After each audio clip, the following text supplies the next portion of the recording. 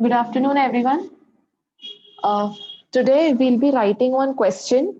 Okay, I'll send the question in the chat box. तो उसे आप copy कर लो, ठीक है? Then we'll discuss the answer. We'll see that the question speaks about which provision, and then we'll write down the answer. ठीक है? तो मैं वो question chat box में send कर रही हूँ. Let me know if you can see. Okay?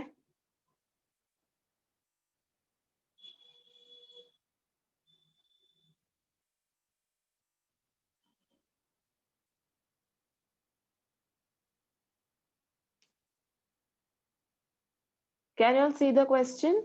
The question is, Ankita, the buyer, ordered shoes under a brand name / patent from Ananya's store, which was unfit for serving its purpose. Explain whether Ananya is liable.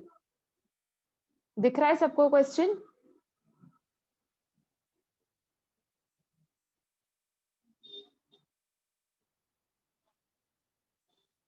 Okay, इसको लिख लो question को. Write down the question and then we'll discuss. Yes. So in this question, Ankita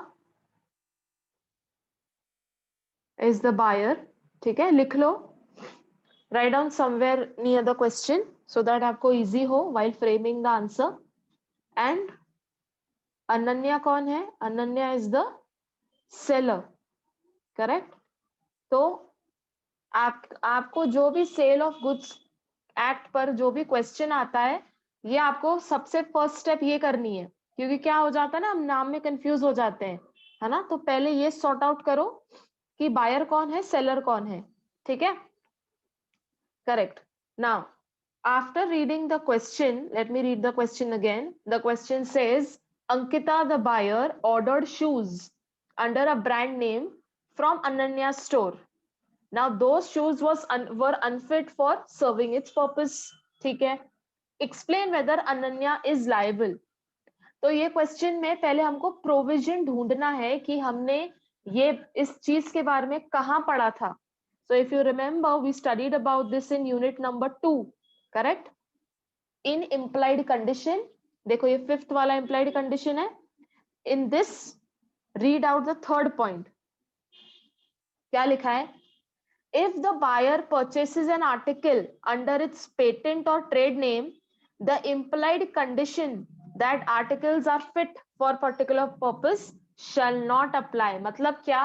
In short, now if you remember this, अगर buyer कोई भी चीज खरीदता है patent name पर, ठीक है, और बाद में जाके it proves to be unfit, तो इसमें सेलर कभी भी लायबल नहीं होगा, बिकॉज बायर ने सेलर के एडवाइस पर नहीं खरीदा है.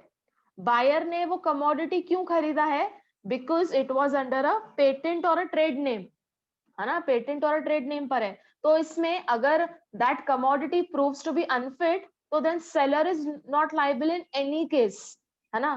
तो जस्ट रिमेंबर दिस कम्स एक case. There is one more famous case law which is there in the case studies का book.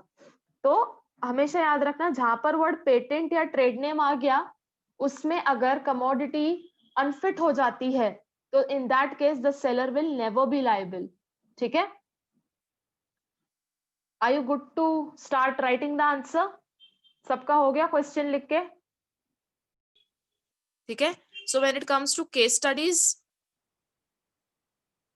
normally point 1 will specify the provision कि जो ऊपर क्वेश्चन आया है वो कौन से प्रोविजन का है. तो जैसे यहाँ पर आपने लिख दिया section 16 subsection 1 implied condition as to quality and fitness, है ना?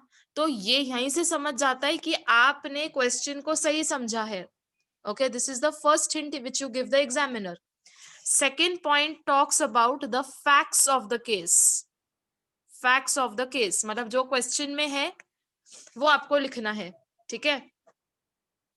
एंड दिस थर्ड पॉइंट, अच्छा बहुत बार ऐसा भी होता है दैट स्टूडेंट्स ये जो ये वाला दिया है ना, इन द इंस्टेंट केस, यहां से लेके यहाँ तक, इसको भी ये पॉइंट 2 में इंक्लूड कर देते हैं. अगर वैसे भी करना है वैसे भी कर सकते हो. ठीक है. And in short the third point gives you all the conclusion that who is liable. जैसे हमने यहाँ पर कंक्लूजन में लास्ट में लिख दिया था in the above provisions Ankita can not hold Ananya liable, right. तो लास्ट में आप सिर्फ कंक्लूजन बता देते हो. करेक्ट. सेकंड में क्वेश्चन एक्सप्लेन करना है एंड थर्ड में कंक्लूजन, राइट. ठीक है. Okay, so we are remaining with this last concept on page 81, reservation of right of disposal. Okay, reservation of right of disposal, section 25. Okay, अब बड़ा ही plane सा concept है. ठीक है, जितना आज हम रीड करने वाले हैं आपको भी सिर्फ उतना ही लर्न करना है. ठीक है, so I mark it and give you all the points and जो भी एग्जाम्पल रहेगा. अब सुनो, जब आप वर्ड, ये तो इंग्लिश वर्ड है खैर, द वर्ड डिस्पोजल, डिस्पोजल का मतलब क्या होता है? फेंक देना. करेक्ट, यही आपने समझा होगा, डिस्पोज करना, है ना. But understand that when we are speaking of this word in the terms of law, इसका मतलब होता है सेल करना. डिस्पोज करना मतलब फेंक देना नहीं. डिस्पोज करना मतलब it does not mean to throw away. Okay, dispose करना even in the terms of taxation I would say it means to transfer it to someone else.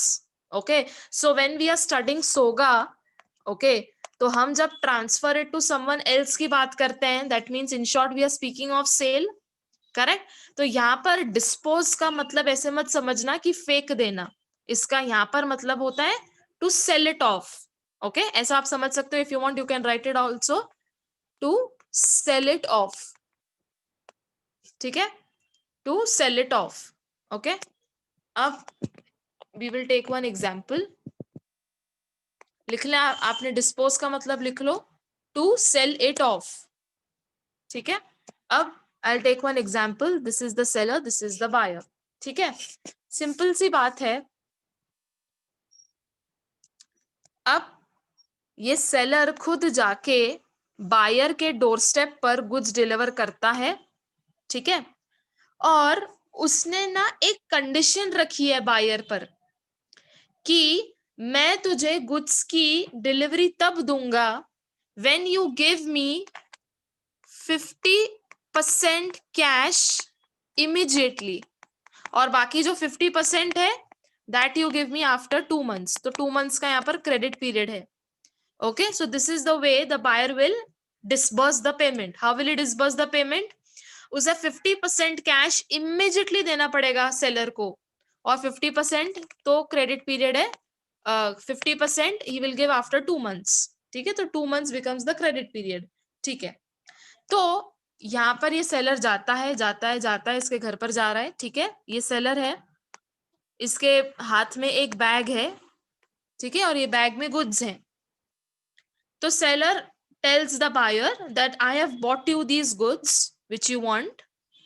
You take these goods and give me 50% of cash immediately.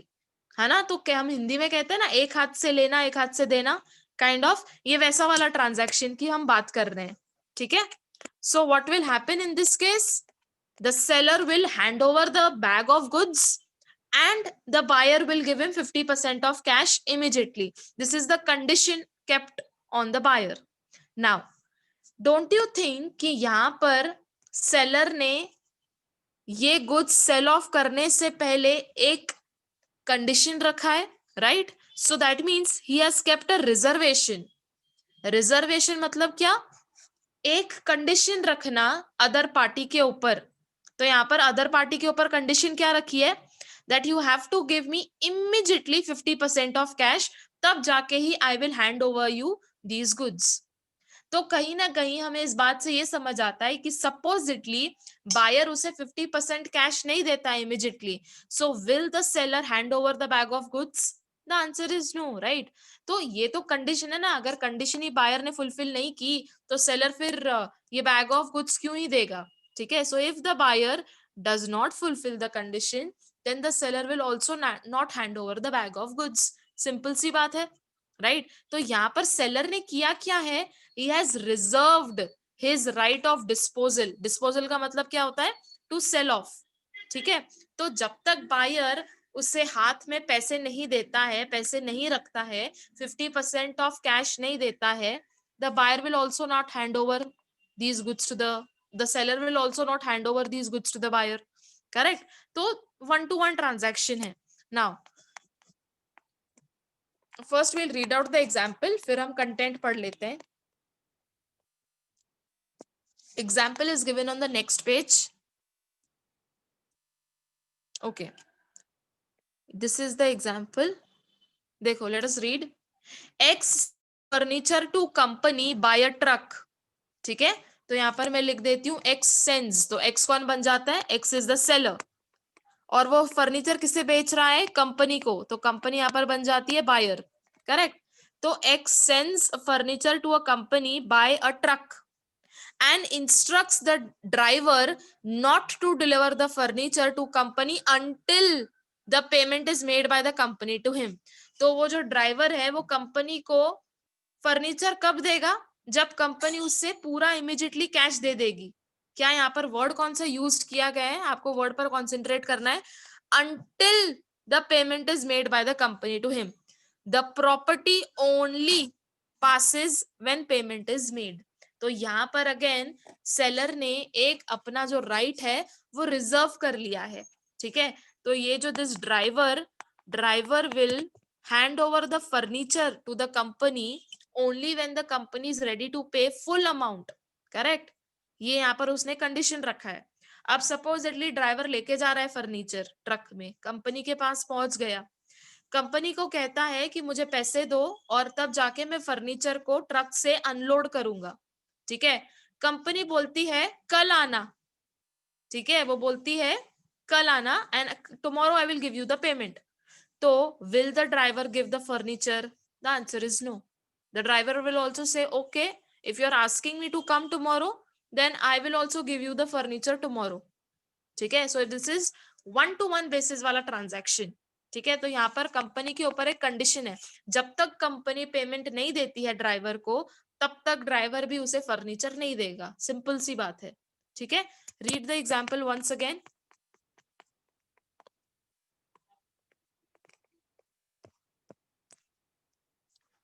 X sends furniture to a company, ठीक है, by truck and instructs the driver, मतलब this seller is informing the driver not to deliver the furniture to the company until the payment is made, ठीक है। The property passes only when payment is made. Clear है?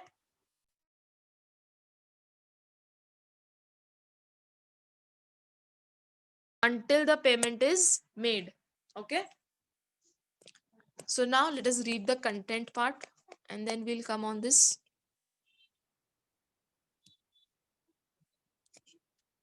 तो ये आपको example समझ गया है। अब ये पढ़ लेते हैं क्या लिखा है यहाँ पर।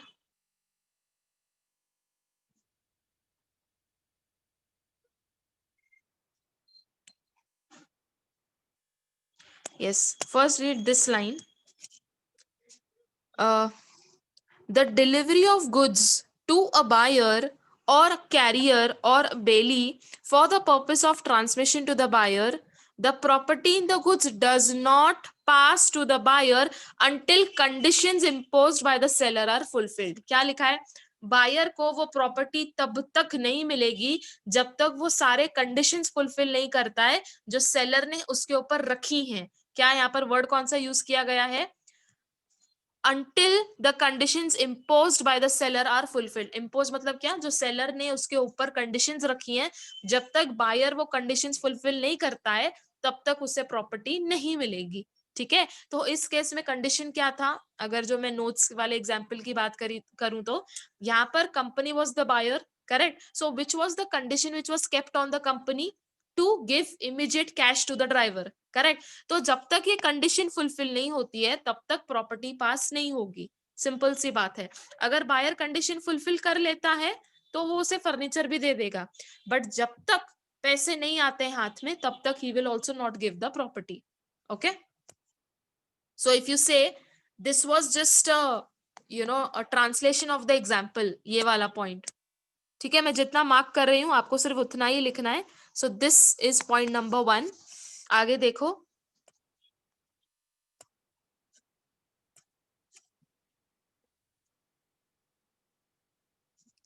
Okay. Where goods are shipped or delivered to a railway administration for carriage by railway and by the bill of lading or railway receipts as the case may be, the goods are deliverable to the order of seller or his agent. The seller is prima facie deemed to reserve the right of disposal. ठीक है, this is a काफी general point है. ये वाले point में उन्होंने आपको modes of transportation के बारे में बताया हुआ है. What are the modes of transportation? Either you can send it through rail, correct, rail administration, और इधर you can ship the goods. तो उस केस में कौन से डॉक्यूमेंट्स एप्लीकेबल हैं वो आपको ये पॉइंट में बताए हैं. The important is the next point, I would से the next point is on the next page. देख लो.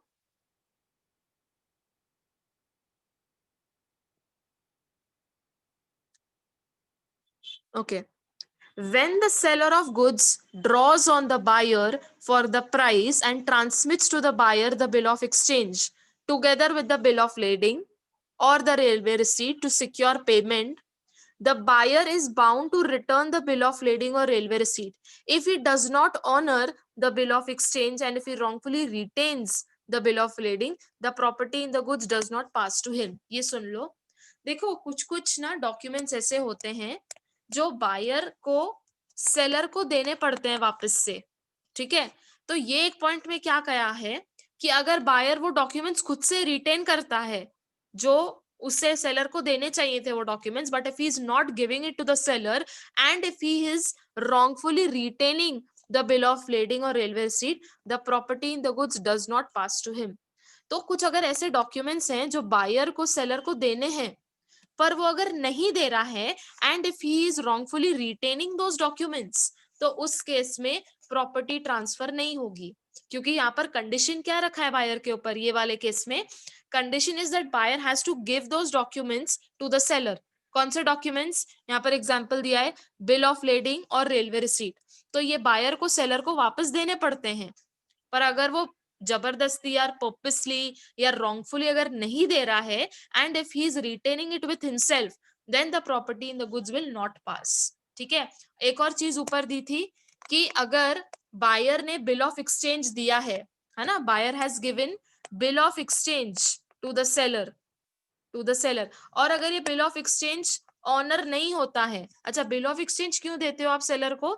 आप अगर सेलर को प्राइस नहीं दे रहे हो, ओके, तो हम कभी कभी चेक दे देते हैं, बिल्स ऑफ एक्सचेंज दे देते हैं, प्रोमिसरी नोट दे देते हैं, राइट. ये आपने सुने होंगे ये सारे documents. These all are called as negotiable instruments, right.